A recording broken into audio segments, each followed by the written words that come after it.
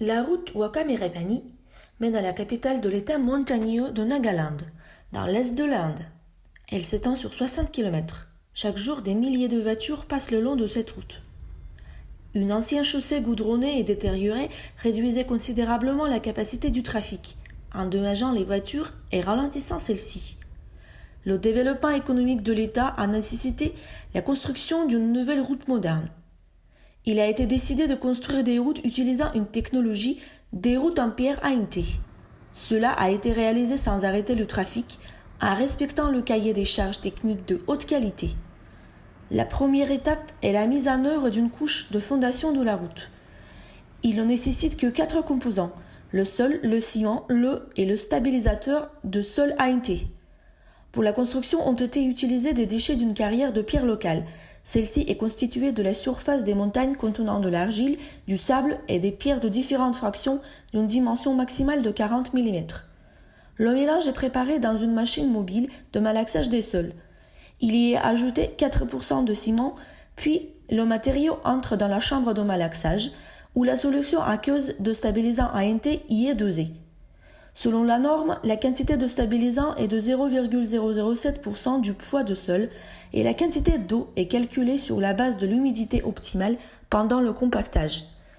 La préparation de la solution aqueuse est effectuée dans un réservoir supplémentaire, d'où il est pompé dans la chambre de mélange. Notons que le stabilisateur ANT est respectueux de la nature et de l'homme.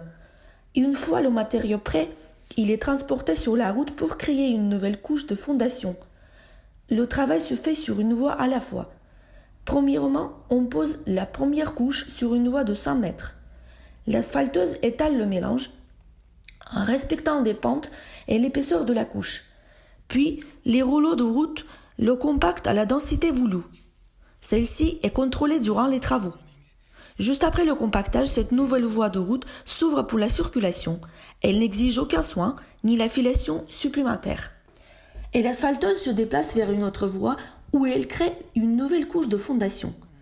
L'utilisation de la technologie ANT peut considérablement simplifier le processus de construction et réduire le temps de travail.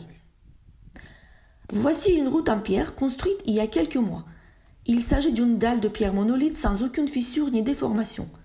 Les coups de marteau démontrent sa solidité et en même temps l'élasticité de la fondation en pierre. Le module d'élasticité de cette fondation en pierre dépasse considérablement les technologies de construction généralement acceptées. Cette fondation permettra d'exploiter la route pendant plusieurs décennies. La dernière étape de construction est la création d'une couche de revêtement en béton asphaltique d'une épaisseur de 4 cm, puis l'application du marquage routier. Étudions en détail la différence de technologie. Initialement, la construction de la route était la suivante. Une couche de fondation faite en mélange de sable et du gravier, de composition optimale, l'épaisseur de la couche est de 25 cm. La couche inférieure d'asphalte a une épaisseur de 5 cm. La couche supérieure d'asphalte est de 4 cm.